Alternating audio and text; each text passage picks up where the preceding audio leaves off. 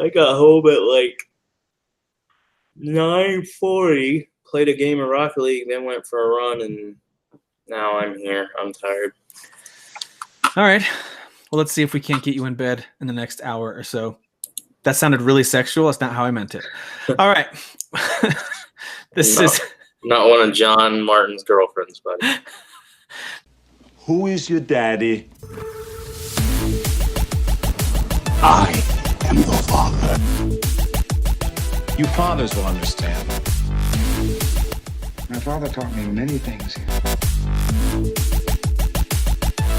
I got an idea. How about you all sit there quietly while I make dad noises? This is episode 165, I think, of Fathers of the Grind. I'm starting to lose count. This is a lot of episodes. This is way too much time spent talking together.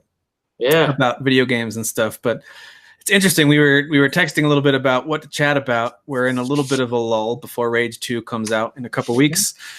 And I'm sure we still will chat about some stuff that we're playing, even if it's not too much different. But I really liked your topic, and I thought we could just jump right into it. And that was whether it's video game related or really anything, when something gets really hyped up, and this happens a lot, of course, in this day and age, things get announced really early, the hype starts to build, and then it gets delayed, hype decreases, and then whatever the story is. And in some cases, it's announced and it's coming out soon. In the case of some video games, in the case of some movies here and there, but usually, like in the case of Marvel stuff, we've known about what movies were coming for years. Marvel outlined their movies for years.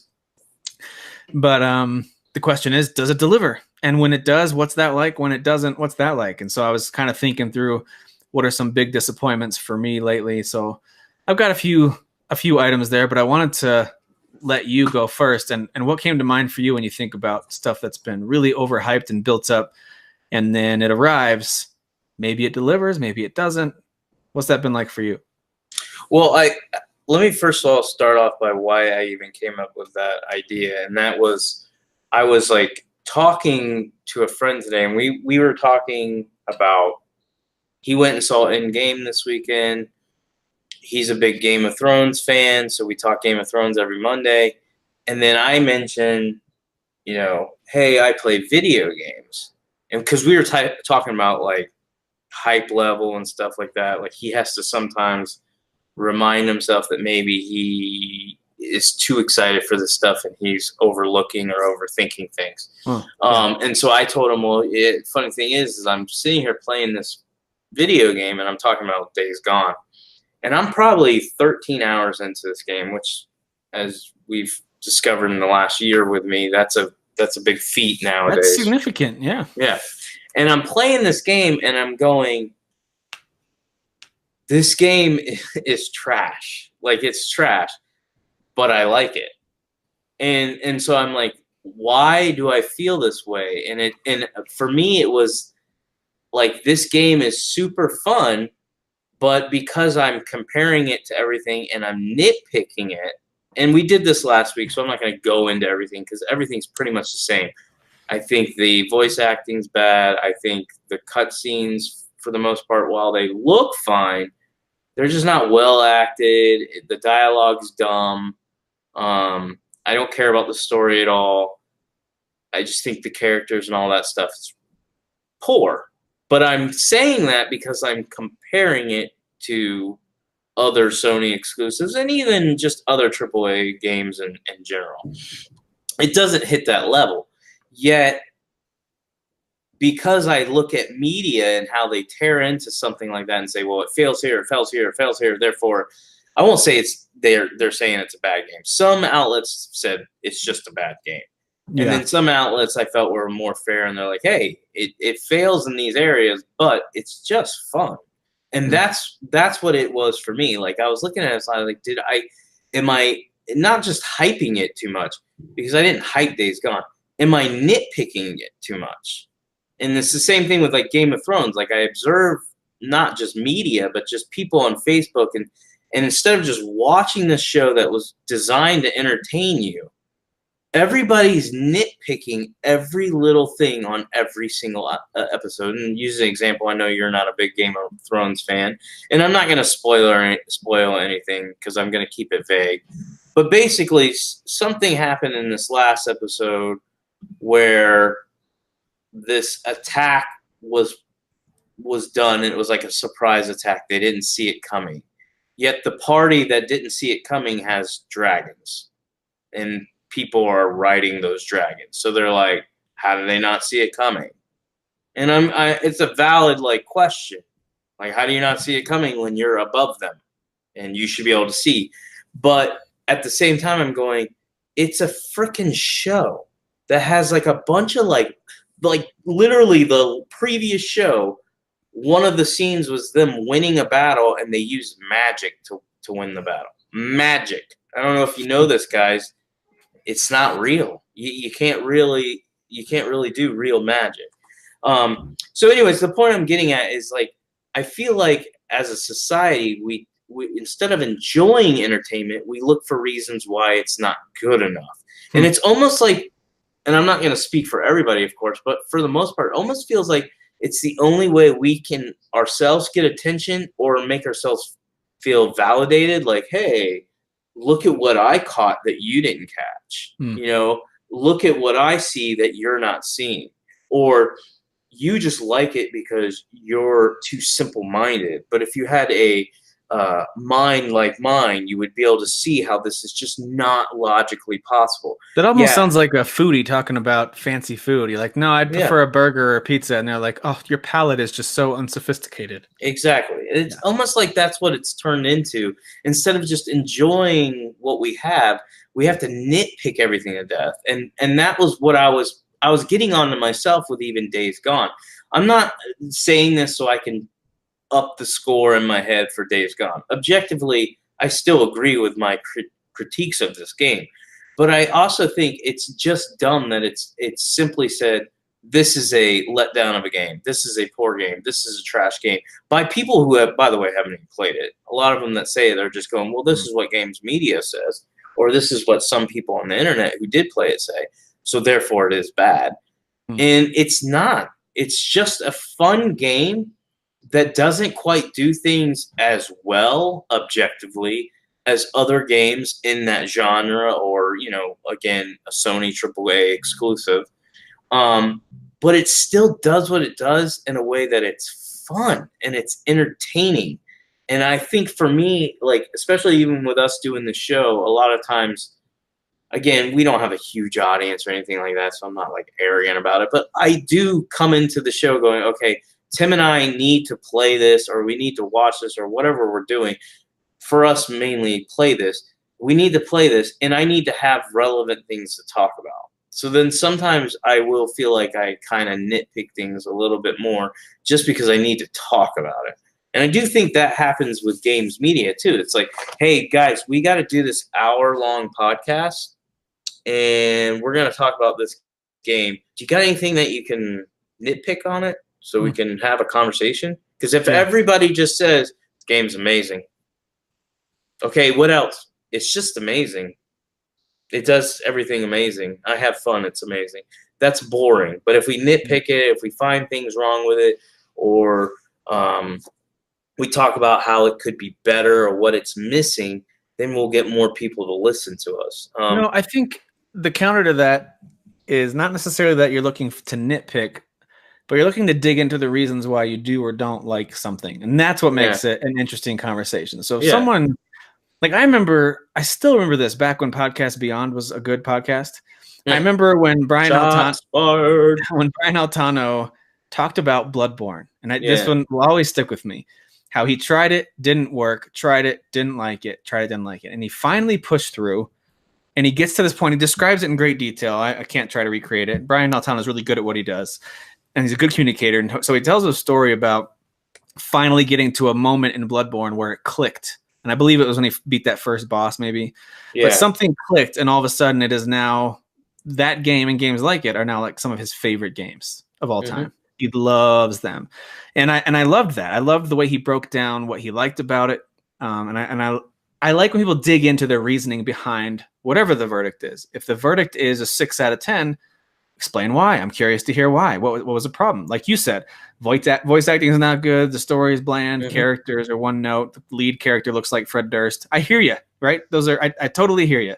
Mhm. And someone says, hey, this is a 9.5 out of 10, just short of near perfection. Okay, why is that? Let me hear why you think it's so amazing. I remember, I forget which guy it was. There was a podcast I listened to back when Metal Gear Solid 5 came out, and they described this whole scenario of things that happened and how it unfolded.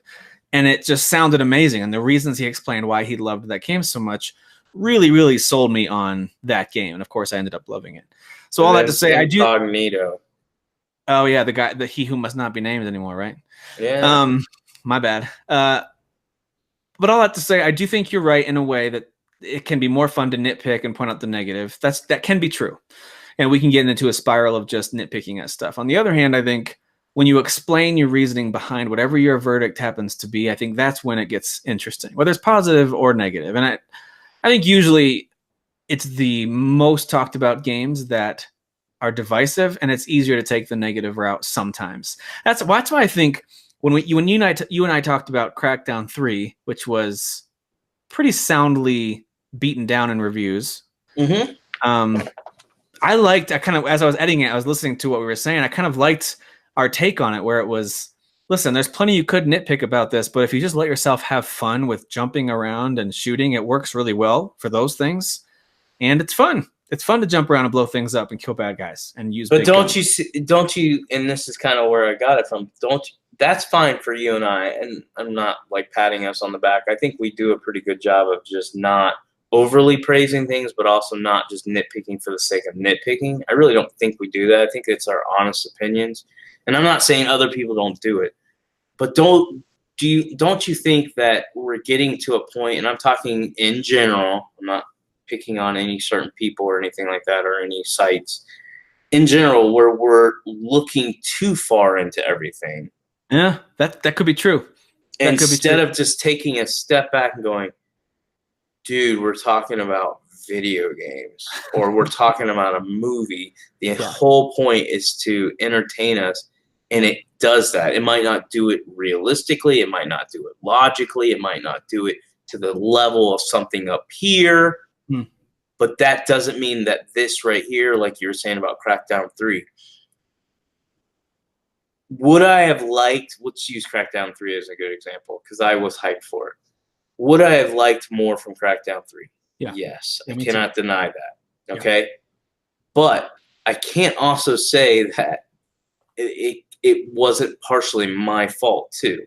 Meaning, like, I just made the natural jump from, okay, this is what Crackdown 1 was. We are now, I think, 8 years since Crackdown 1 or something like that. They had to have improved it, right? Besides just graphics. There has to be some significant change. That's what's going through my head. And all we really got was Crackdown 1.5, which is still a good game, right? But it's not good enough because I'm going, well, in 8 years you should have done better. And I can't tell you why. I mean, maybe I can tell you a few things you could have done, like, hey, destructive environments in the campaign. By the way, Crackdown 1 came out 12 years ago. Wow. Okay. Yeah. So 12 years. Yeah. Maybe it was 8 years for Crackdown 2. I don't know. Yeah, that sounds right. So anyway, that my point is like we waited all this time, and in my mind, and I'm not saying I'm wrong for doing this because I know I'm with a bunch of people, you would just make the assumption you would get these improvements and that it would be more modern. Like that this was Microsoft's chance to be like, hey, no, it's not going to be the last of it just because it's not that style of game. But we could make the tone a little more serious. We could put a little more effort into the story. We could put a little more effort into making the gameplay feel a little bit different, a little more modern, that type of stuff. And or they could have doubled down on the crazy. There was a weird line between serious and crazy. Like if they had gone more like Borderlands with really flashy characters and funny moments, and those are the things you and I talked about. Like, hey, they were a few steps behind in these areas. That's a good example of what your whole point is, and that is we can nitpick and over-evaluate. And I think we totally do that. And I think part of the reasoning for that is because we know way more about the development time, development cycle, who made the game, how it compares to other games, some of the systems that could or should be in place. We know way more about that now than we ever used to. I mean, back in the day, you get what you get. And as I tell my kids, you don't get upset. Like that's the way that we do things here, right? You get what you get. You don't get upset. And that's not the way we behave now, of course, with entertainment. I do think there are a few exceptions here and there where you'll get a game that, for the most part, is just absolutely adored. I think Yeah. there are folks who are detractors, but usually it's just because they would say, it's not really my thing, but I understand why it's good. God of War is a good example. Breath of the Wild, Legend of Zelda is a good example. Even folks who didn't like it were like, yeah, I can see why it's pretty cool to some people. It's just not. Yeah. Yes, but there's still a lot of people, and this brings up the whole, I think these are people that need attention, where they'll just like completely poop on a game. Yeah, that's true. I was going to say the other word, but then I would make you have to edit. So I thought about you, just so you know. What a guy. So they would have to like, they just poop on the game.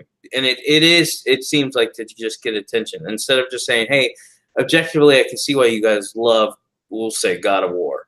God of War is quality, right? I see why you like it, but it's not my style, and here's the reason why, blah, blah, blah.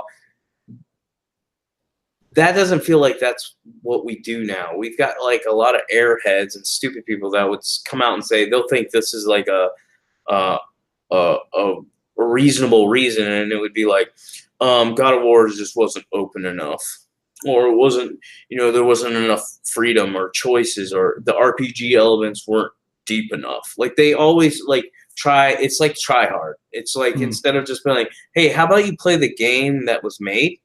If you don't like it, like you said, it's valid. Like not everybody's gonna like it. I still don't understand people that for Dragon Age Inquisition won so many Game of the Year awards, but maybe there's other ones, but that is one game that I've seen praised, but I've seen it pooped on for a Game of the Year. Again, I'm saying because it's a Game of the Year game. Pooped on more in all these groups by actual people, not media.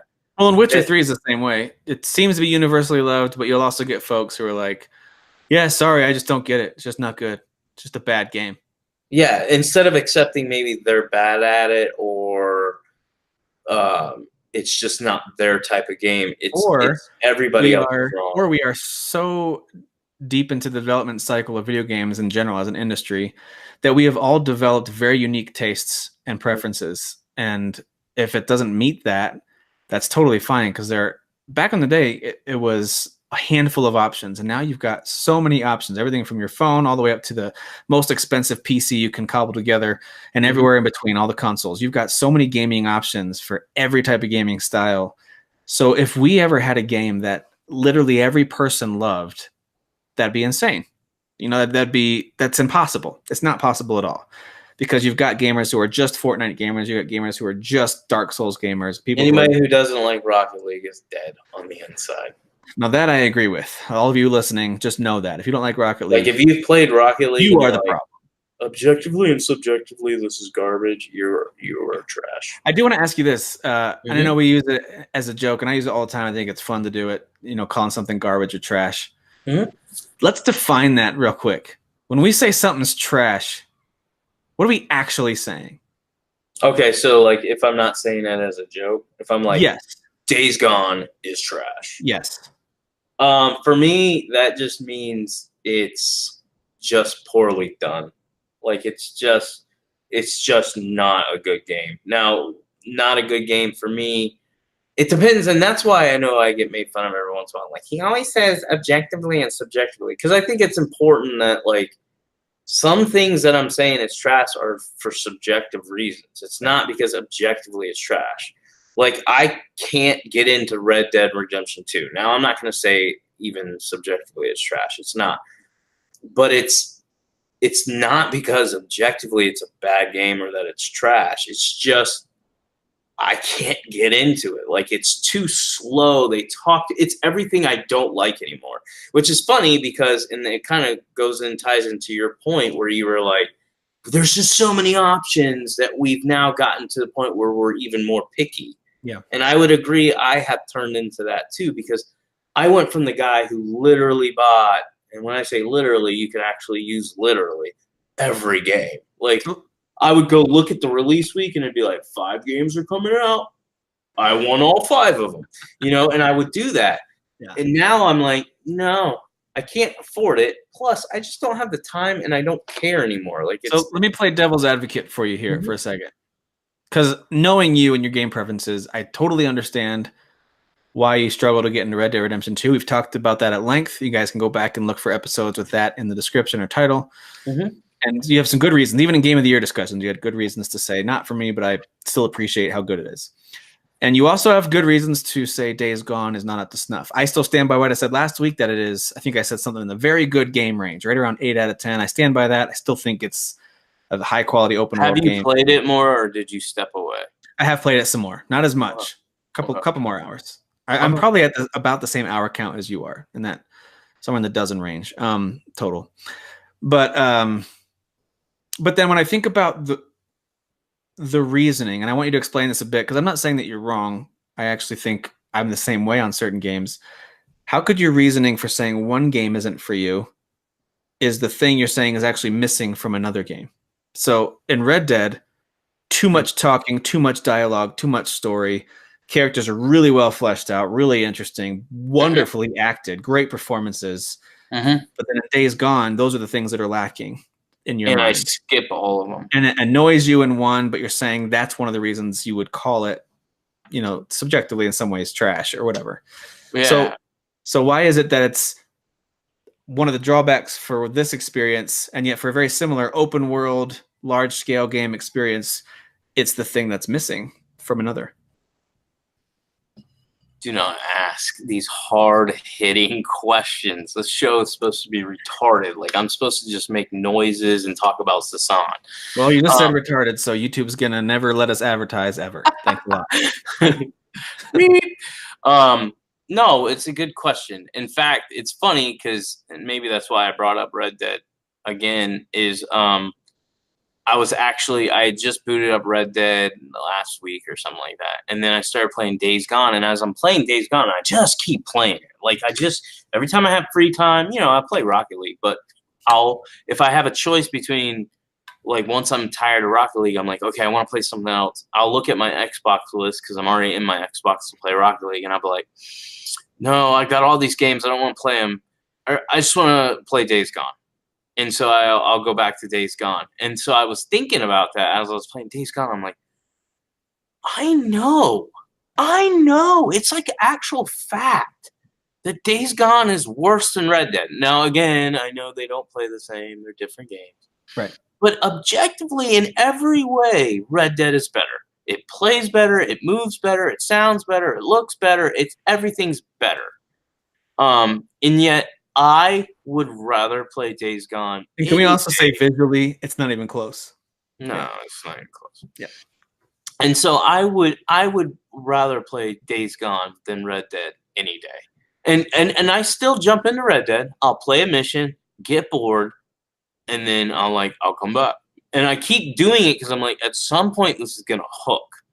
Yeah. And it's not. And I know people would say, well, then just move on. But no, I'll eventually get through it. And there'll be a time where I'm like, hey, guys, I'm playing Red Dead and I'm going to beat it.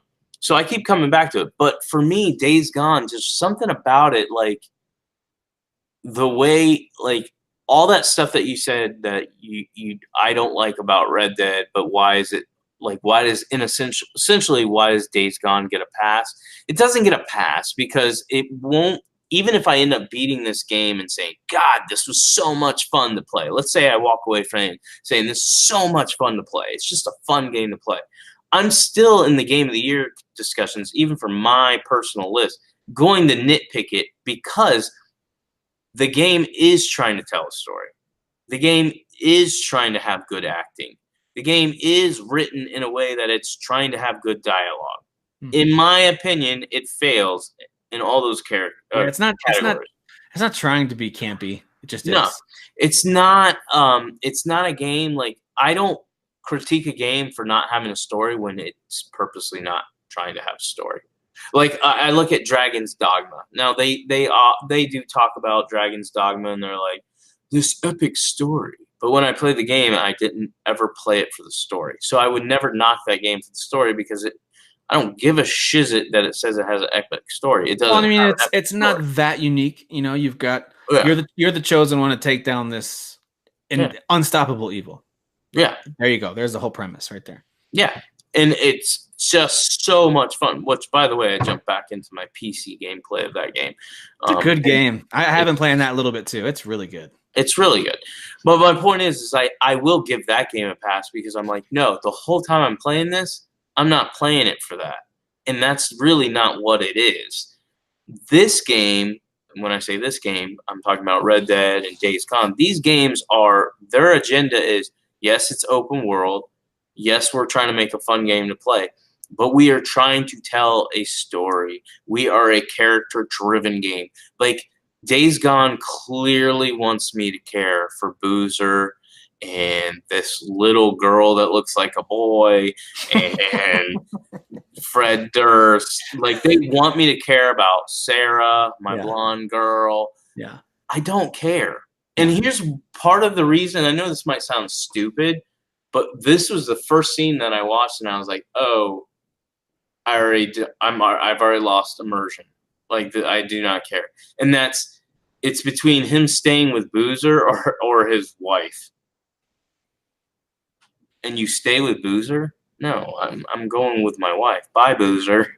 Like, again, I don't even remember why Boozer couldn't come. Like, oh, I guess there wasn't enough room. Yeah, the guy. So there was too much weight on the helicopter. Yeah, it was stupid, and it was like a dumb reason. And I'm like, no, I'm not leaving my wife, and staying with Boozer. And even if they said, well, to add you is too much weight, I'd be like, well, my wife's getting off, and you're going to help her right now before you take off. Yeah. Like, there would have been more to it, and it wasn't. It was just like this stupid, like, bye, honey. I don't know if you're really dead or alive, to set up the whole story. So it lost me from the very beginning because I just felt like none of it was believable. And I just don't think that's what any guy would do that's in love with a woman, would just be like, okay, I'm just going to let you go. I mean, it'd be one thing if it's like, I'm going to let you go to save humanity. Like, for instance, without spoiling it, the end game has a moment like that where there's a choice. Yep. And the character makes, to me, a realistic choice. Yeah. Okay, I can justify why they would do that, even though they're sacrificing a lot. So yeah, for me, it's I won't give either game a pass. It's just, it comes down to and I wasn't like this before. I do weigh more heavily on gameplay now than I do story. But that wasn't how I always was. I used to love story. Like, I was just like, give me a story-driven game. That's what I cared about. It could be decently fun to play, but if it had a great plot twist, I would talk about how amazing this game was. Now I'm like, okay, this game's kind of fun to play. I think it has a good story. I was too busy cutting the scenes or skipping the scenes. I just don't care. And maybe it's just because I've just played so many games that I feel like I'm seeing the same thing over and over. Like, with Days Gone, it feels very familiar. Yeah, very familiar territory. I do miss some of the more heroic elements that, our Fred Durst main character. Now I'm blanking on what his name actually is. He's just Fred Durst to me. Deacon, right? So Deacon just isn't a great hero character, or even like a conflicted hero or anti-hero. He's just kind of blah, and he doesn't really work as a character that I want to control. So he almost reminds me of the kind of character that if you were to create your own character, and that character is kind of a silent participant in the whole thing, Deacon might as well be a silent participant in the whole thing, because he's just not that compelling. Whereas with the Red Dead Redemption 2 game, I would argue that they have some of the best characters that video games have ever produced. And they have so many game systems as well in their open world, the hunting and the fishing and the way you can level things up and the way you can utilize their economy and buy and sell. And it's crazy. There's so much you can do in that game. And Days Gone, there's a lot to do, but nowhere near as much. So, but again, they're different games too. One is a zombie apocalypse and one is kind of a historical old Western setting. Yeah. So it really just depends on your preference in that moment. I wasn't trying to say that the two games necessarily deserve to be compared. It's a little unfair to both in some ways to compare them. And let me clarify why I would even be comparing them. I'm comparing them because one game is an open world game that's loved by many, many. I mean, it got a ton of 10s, a ton of 9s. It's just beloved. Whereas this one, the other one is not bad. I mean, like I said, anything that's above a 7 is solid. It's getting consistently in the 7 range, Yeah. and It's like a yet 72 or 73 on yeah, Metacritic. That's not bad. yet I find it more fun to play the 7 game than I think the 9 or 10 game is. And that's all I'm comparing. I'm not saying, well, Red Dead is the better one, and look at how these two are the same. They're not the same. The only thing they have in common is high level stuff. Keep this in mind too. Days Gone has been announced and shown and known about for, I want to say, 3 years, something like that. Yeah. Red Dead Redemption 2 was officially announced with the first kind of just poster imagery exactly 12 months before its release. It was shown in October and it released the next October. So we started to get details trickled out, and then a quick trailer dropped where you got to see a few elements, and then a longer trailer dropped and a story trailer, and then here's a lot more details about the game, and then the game released. Yep. And I think there was a minor delay, if I remember correctly. They were targeting spring, but then it pushed back to the fall. Yeah. So it went from a 6 months from reveal to release to 12 months, which that's something. It's not nothing to sneeze at. And we all kind of knew it was coming, but talking about the official reveal. And Days Gone, and I'll talk about Crackdown 3 too. These games were announced years ago and were highly anticipated as these major exclusives for their consoles. And when they finally arrived, they kind of arrived with a very minor splash. Certainly not the big tidal wave that you would want from a major AAA exclusive like this. So I do wonder, and I'm curious what you think about this too, I wonder how much the time from announcement and hype build up and the delays that were in effect, especially Crackdown 3, so many delays. I mean, I feel like that heavily impacts the way it's received. If those games had released as is in the original release window goal, would they have been nearly as maligned as they are now? I just wonder about that. I think yes and no. I think yes, it plays a minor part because, again, you do get to see the game for the most part more. And so that hype starts building, and then you kind of get frustrated, and then you're like, well, I know this game's been in development for 3 or 4 years. So if it's taking this long, it must be this, that, this, and then you just create things in your head. I do know from like Days Gone, anytime people would see it in the beginning, they were like, something seems off. And I even felt that way too. And I didn't have much confidence in Sony Bend. I wasn't like, oh, these guys are going to make an open world The Last of Us game. No, they don't have the ability. They're not at that level. I know that's what they're trying to do. But I think it does play a part. But I also think the big thing with these type of games is also, I think when a game isn't a clear-cut 9/10 and you see people honestly coming out and saying, hey, this doesn't hit the level of quality we're used to, like we'll use Days Gone as an example first. We're used to for a Sony exclusive, especially lately. I mean, seriously, Sony's been knocking it out of the park.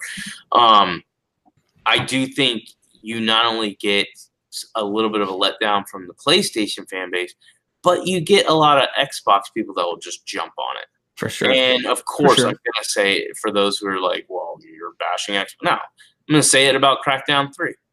Oh, this is just Microsoft being trash again, blah, blah, blah. And it's like, you haven't played the game. Crackdown 3 is not as bad as you think. It's actually a fun game. It just didn't live up to the hype, and I totally get why. I'm not going to... Well, dude, I had to look this up because I forgot. Crackdown 3 was announced in 2014. That's when it was officially announced. That's 5 years ago. 5 years ago, and all you got was Crackdown 1.5. And it was launching in 2016. Launching in 2017, launching in 2018, and then delayed to 2019. And I thought we were going to originally get like explosive environments in the campaign, but then it changed to no, it's just multiplayer. I think, and I could be wrong about that. Yeah. No, you're right. It's just in a certain mode. And so that, to me, it caused Crackdown 3 to either, if you didn't deliver, you're going to get demolished. And in some ways, that's for good reason. That's on Microsoft for doing that way too early. And they even admitted as much. Hey, we announced this way too early. We should have held off until it was closer to being released. Or even announce it, but make it known that you're just starting development on this. I mean, that's what Nintendo did with Metroid Prime 4, Yeah. right? It's in development, and they even announced, Set hey, you know the what? tone. It's not up to the quality that we want. We're actually scrapping everything, and we're starting over. And so they're just letting us know what the development progress is, but they're not necessarily. I mean, we're all excited to see it someday, but we also all know this is in the distance. If they had done that with Crackdown 3, there may have been a little more forgiving attitude, possibly. I think with Days Gone, same thing. It wasn't delayed quite as many times, but it was delayed a number of times, and it just took 3 years from announcement for Days Gone to come out. And I do think I know that famous quote from Miyamoto from Nintendo where what was it? It was a delayed game. A bad game is bad forever. Mm-hmm. Something like that.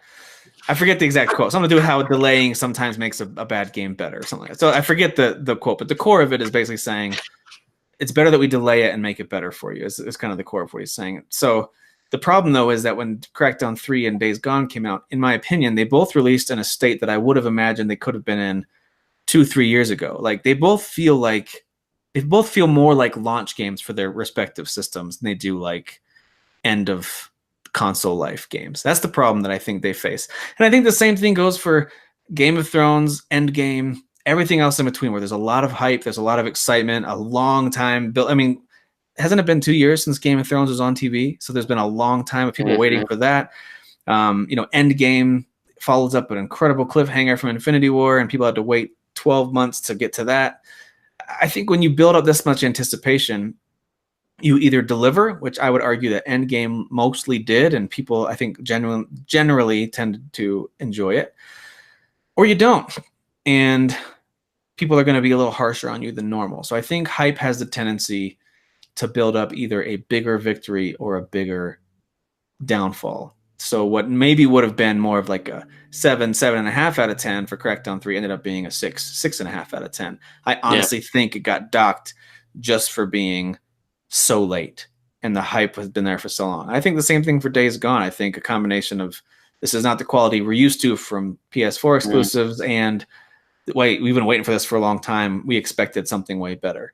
If they didn't have any of that context, I don't believe this game would have been same thing with Crackdown 3. If there's no context, if you just played the game with no history of the development or delays, I think both these games would have been given a little bit more credit than they are. That's just my opinion. I think hype can legitimately build sales for something and trash the reviews for something. It just depends. Yeah, absolutely. I do think that, but I also think as a society, and this is kind of the main point and why I brought the topic up, I do think with social media and everything, instead of just privately watching or playing something and going, that was good. Now I'm like, yeah, I like it. But what does everybody else say? Oh, it's trash? Yeah, it is trash. It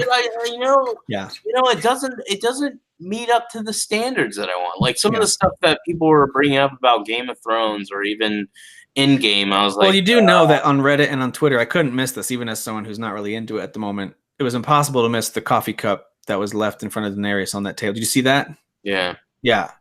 And so that's just one of those moments where those who already are disappointed in Game of Thrones for whatever reason, that right there, they would point out and say, look, the quality is suffering so much on that show. They didn't even bother to notice that thing. And I look at that and I say, that's just smart product placement by HBO. I don't understand the problem. But no, I do think that it's easier to nitpick something that you already kind of have a little bit of a grudge against. You've made me wait too long for this, so I'm already a little bit grumpy about this. Maybe some kind of news about it or whatever the thing. Or I'm hearing everyone else loves it, and that naturally makes some personality types go, "What's the big deal about this thing? Ugh, this is not that great." There are certain personality types that naturally push back against positivity. I don't think you or I are those people, but there are people who do that. Well, I mean, I used to be, but I will say this, and this is actual science. Like our brains, easy with the science. Yeah, I do everything for science. But basically, gosh, I use that line on a girl too. So, anyways, the point I'm trying to make is it's actually science that our brains are more wired to be negative. Like, it's actually easier to just be negative than it is to actively be positive. Like, you have to be disciplined to be a positive person. You actually have to try, because it's so much easier for you to examine something and find something wrong with it than for you to examine something and look at something good about it. And I do think that is something that we naturally do. Plus, it's added on that we're seeing so much more of it on social media. It's becoming more acceptable. Like, hey, it's cool to hate. You know, and you can bond with people over hate as well. I mean, just like you can bond over loving something, but it is easier and cooler to hate something because you're really cool. You got to understand this. If you don't watch our videos, I need you to look into my face at this moment. You're really cool if you hate something. Like, I need you to understand that. You're not cool if you like something. So I think that's the society we live in. I think we're getting a little bit ridiculous. Is it going to get better? Probably not until. That's a negative outlook, Mr. Negative. There you go. You caught it. We're not going to. It's just that's the way we're built. That's the way we want to see things. It's the direction we want to go in. And I think it's, for me, I can only change how I do things. And I for one, Days Gone got me thinking, like, hey, yeah, you can mention and critique things that you think could be better, but don't dwell on that. Focus on what you like. And this game, for me right now, don't get me wrong, there are frustrating things even with the gameplay, is fun. It's just fun. Everything about it feels familiar. It feels like I've done this before. With the biggest change is I finally got to the part in the game where they're like, hey, you're going to fight a horde. Not just a decent-sized group, a whole horde. And I'm like, oh, crap. And, and at first I was just using the same strategy I was using against, like 5 to 10. And then I realized there's multiple huge groups, and I actually have to plan this out. And so I thought, oh, this is actually making me use my brain. This is the first time I've had to use my brain, because everything else, all the other missions, everything else I've done, I've been like, I'm not really using my brain here. Right. I'm just even for burning out the nests, it's just not that hard, really. And that's why I totally agree. I have to say this. I totally agree with all the reviews I watched and read that said the game gets repetitive. Oh, for sure. Again, I understand that every game can be repetitive because you're literally doing things, but it's I mean repetitive in the bad way. Like, I play Rocket League over and over. You're literally doing the same thing over and over. Yet I would never say Rocket League is repetitive. Why? Because it's fun. Every time I repeat it, it's fun. Well, that's like a sport. It's a little different, but I see what you're saying. Yeah, I mean, obviously there's variables that change, but you're still doing the same thing. You're doing the same actions. You're playing the same game. This game, like, it doesn't do a very good job for the most part of making you feel like you're doing anything different, or it's even getting harder until you get to the horde part. Like, clearing out the nest, it's just like, okay, it's the same thing. And the same rewards, and they're not good.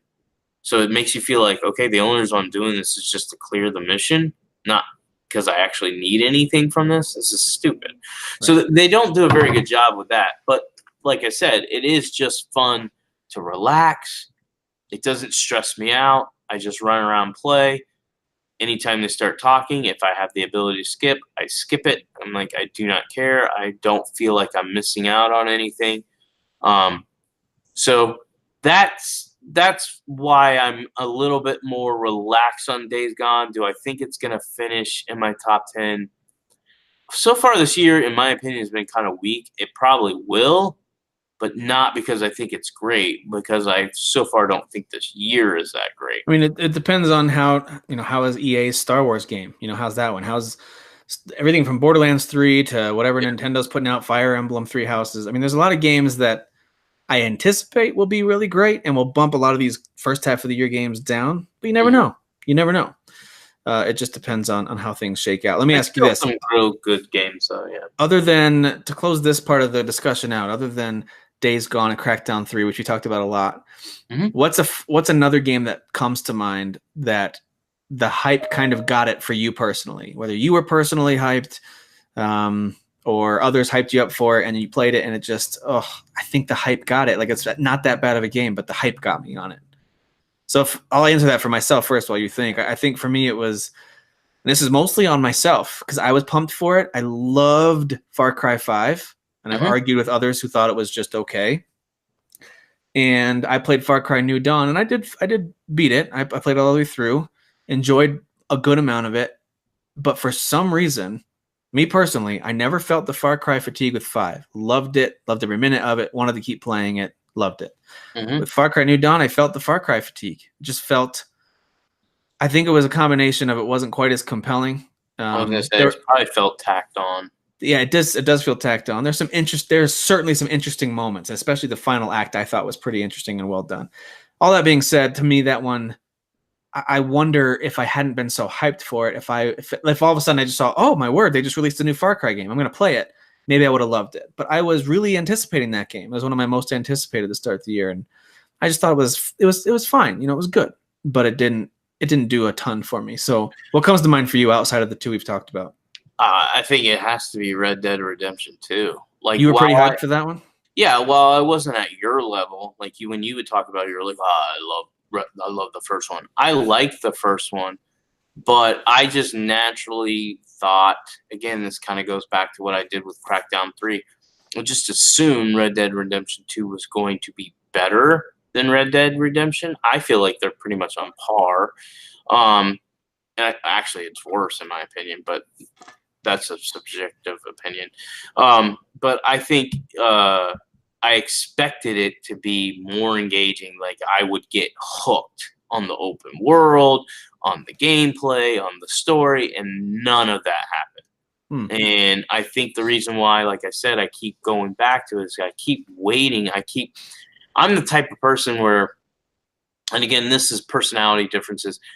I will put it on me for a while until I finally hit a breaking point where I'm like, you know what, maybe it's not me. Maybe it's just not that great of a game. Yeah. But I will put it on me, meaning I will say, maybe it's just I'm not in the mood. Yeah. Or maybe it's I don't have the patience, or it's just not what I'm in the style. It's not the style game I like anymore, or something like that. Like I'll make an excuse for it's probably me in some way. Whereas other people are more arrogant. Yeah, I said it. More arrogant, and they'll think it's not me, it's the game. No, it's probably and you. It is mostly British people who do that. I'm with you. Yeah, I hear yeah. you. British people or Mexicans.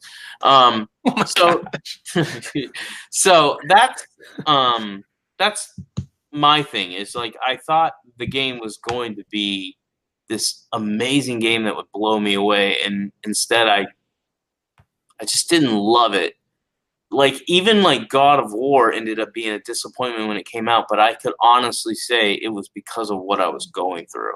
And just playing that game and what it reminded me of made it impossible for me to play until I got enough time and distance between that situation and I was able to go, okay, let's try the game again. And I ended up adoring it the second time. Because I was able to separate it finally. So that was on me, and I was able to enjoy it, and I ended up moving that game. I think I told you guys that it went from like originally being like 7 or 8 in my top 10 to I jumped it all the way up to I think it finished 2, maybe 1. I don't remember on my top 10 last year. So it jumped up significantly, and it was all because it was me personally. And I think you even made the point, you're like, I wonder how many reviewers do that. Like they might be depressed or angry about something. And come on, guys, be real. Most of these reviewers that live on the West Coast are nutcases. So they got issues. They got issues. They're probably all insecure. Yeah, what if their prescription medication ran out that day? Yeah, oh my God, this game is so offensive. It's a 4 out of 10, but we'll tell everybody it's broken. It's not. God of War is part of the patriarchy? Yeah, you're just an insecure little baby. So yeah, sometimes it is just me, but then other times it's like, maybe you got to stop blaming you. Maybe it's just the game's not that good, and you don't click with it at all. Yep. I found it's interesting since we've been doing this show. There are times when I feel like, man, I've played through and finished more games than ever before during this time, and sometimes I feel like, wow, I start and never finish probably way more games than ever before. For the Yeah. most part, because I want to experience a lot of different stuff for our conversations, for the conversations on Facebook with our group, which, by the way, it's my favorite place on the internet is our Facebook group. And I do wonder if I weren't involved in the community like this, if I weren't doing a podcast like this, would I play fewer games and actually really die? I mean, something like Wargroove or even Days Gone that we're playing now, some of these other games, I would be, or Dragon's Dogma, I would drop everything and just play that and nothing else normally. Mm-hmm. But I am in kind of a weird spot where I'm not finishing a lot of games. But speaking of other games and stuff that we're playing, I did want to share a major update for a game that was pretty universally, I don't want to say trashed, but it was certainly critiqued heavily, and that's Sea of Thieves from last year. Mm-hmm. I mean, State of Decay 2 was universally trashed. Sea of Thieves at least had some good qualities to it, despite being an overall, I think, I would say it's fair to say it was a disappointment to a lot of fans and a lot of folks. Yeah. I've shared before that I enjoy a good number of aspects about it, but it certainly has its drawbacks. But I wanted to share real quick about their big anniversary update. They've added a lot of stuff to this game over the last several months. Mm-hmm. There's some new areas they've opened up, and with this new anniversary update, they've opened up additional areas, including some volcanic regions, which are really cool. And there's lots of earthquakes that happen, and volcanoes are erupting, and there's new treasure and item types and things like that that are worth more money, new enemy types, things like that. And they added a couple other things too. They added some features that allow you to just jump in and do player versus player if you want to do more of an adventure type mode, which makes it's kind of the standard way of playing the game. They added new item types like different fruits that heal for different amounts, things like that. They added a whole bunch of, I thought, pretty cool things. A couple of other mission types that mix it up a little bit. But the big thing they added was what they call story mode. There's these story missions called Tall Tales. Mm-hmm. The long and short of those is it's kind of a mystery you have to solve. You know, it'll start out with like a journal entry that's incomplete, and you have to follow their clues to sail around to wherever the clues lead you. And they do change every time you play. So the clues are, except for the first one, is the same, but the rest of them are always different. And you got to find the additional pages to this journal and kind of track down these golden shores. And it's really interesting. I find that to be interesting. Here's the problem. When you log out of this game, whether it's on purpose, end of the night, or maybe a kid unplugs it or something, and you log back in, and whatever progress you've made in that mission and that story is gone. And you have to go back to the guy, pick up the journal, and start from scratch, and everything resets. Now, some of you out there might say, well, that's the heart of the game. Sea of Thieves does that with all their missions. You kind of do almost roguelike runs, upgrade whatever you can, and then your gold and your aesthetics that you've purchased stay, everything else resets. I hear you, but I got to tell you, I hate that. I really hate that. I want to be able to store a ton of wood and cannonballs and fruit and other items. I want to be able to maintain my mission progress, especially for these are like 7-part story quests or longer maybe. And I hate losing my progress. Like if you get unlucky and run into a larger ship of other players and they just feel like sinking your ship, you might lose the one item you need. You have to start over anyway. So that kind of stuff still bothers me about Sea of Thieves, but I'll maintain. Oh, and they added fishing, and they added some new companies that you can do missions for. Fishing's okay, but I still think fishing in games like Red Dead Redemption 2 and Far Cry is more fun. But fishing's okay. It's a nice way to. It's just a nice additional diversion they add to it. But that's it. That's enough. That's all I'll say about Sea of Thieves Anniversary Edition. If you enjoyed the game, I definitely recommend going back into it for this. There's a lot there.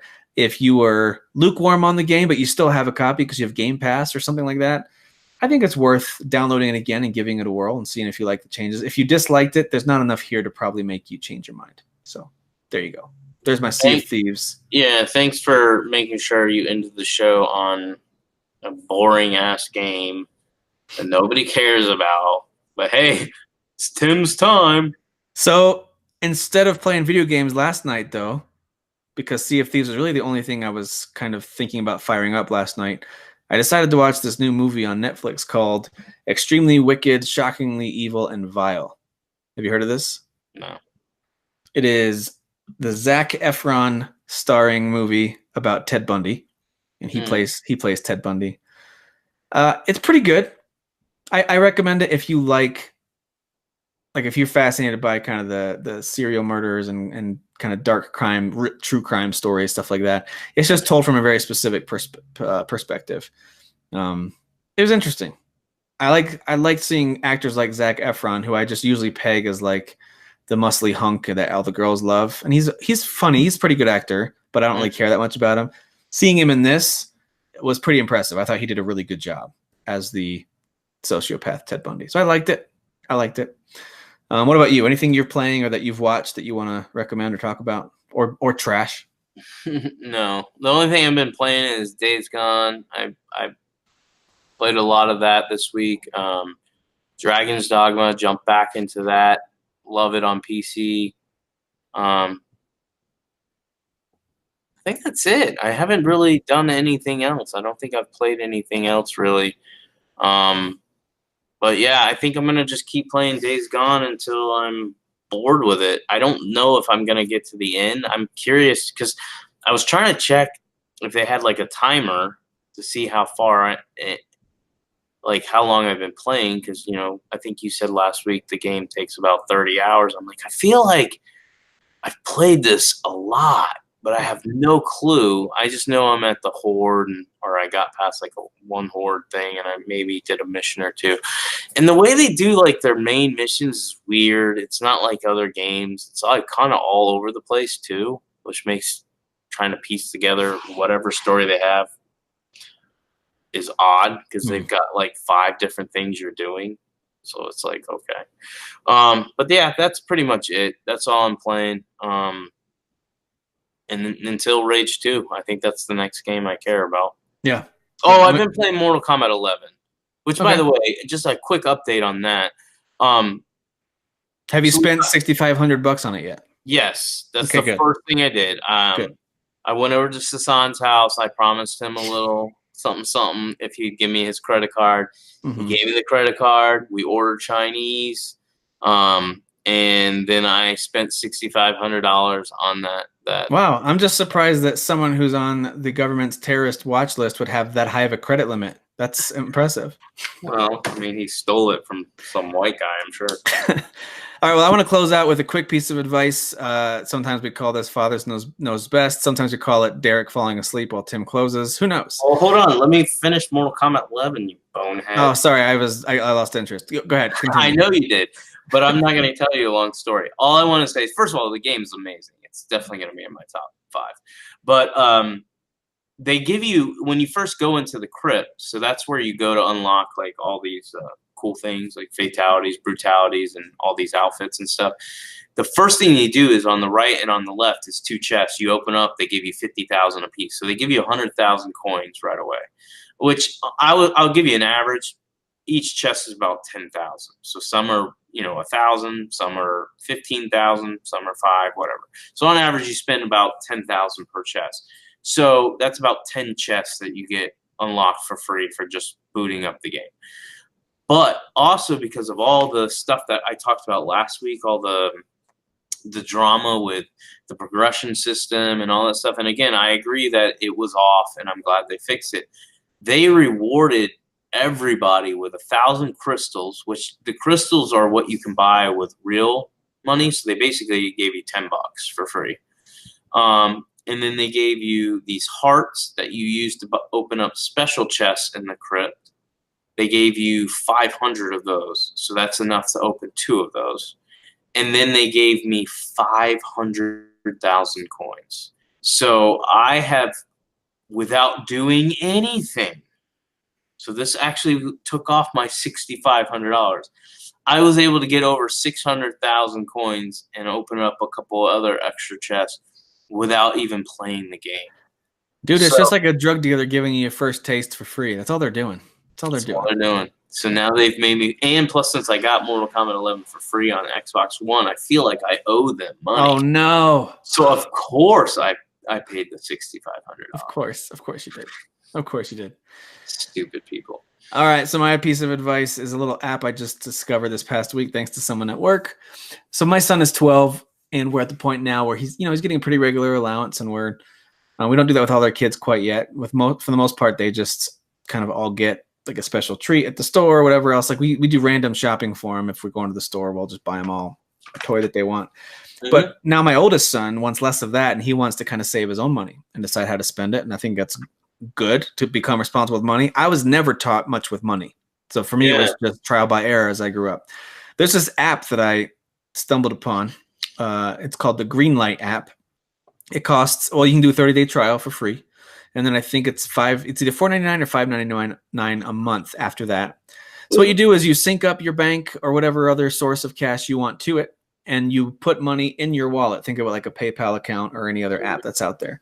You put money in your account, and then you sign up as many kids as you want. So in this case, I just have my oldest son, and they mail you a card, an actual debit card, essentially, just for this Greenlight app with his name on it.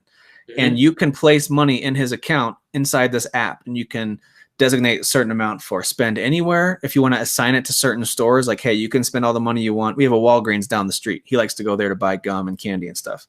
So if I want to assign, yeah, you can spend this amount at Walgreens. He wants to buy an Xbox One, so he wants to save it to buy his own Xbox One, so he can set a savings goal. And every time we give him allowance through the app, a certain percentage of that automatically goes into savings. And then he can use his card. He can use his card at an ATM for no fees and get cash out if he wants. So it's kind of like we become his own little bank. If you want to encourage them to save more, you can assign, hey, I'll give you 2% interest, every month for everything that you save or something like that. So you can kind of encourage them to try to save. It's really cool. Oh, and there's a giving aspect too for those of you who want your kids to learn how to give to charity or to church or whatever else. There's a giving aspect of it too. You can set aside 10% or whatever percent to have them give. Giving is dumb, like prayer. Yeah, giving is really dumb. Yeah, good advice. But overall, I'm pretty happy with it. I've only used it for about a week now, but I really like it. Can you set me up like where you could just start sending me an allowance? Yes, I can do that.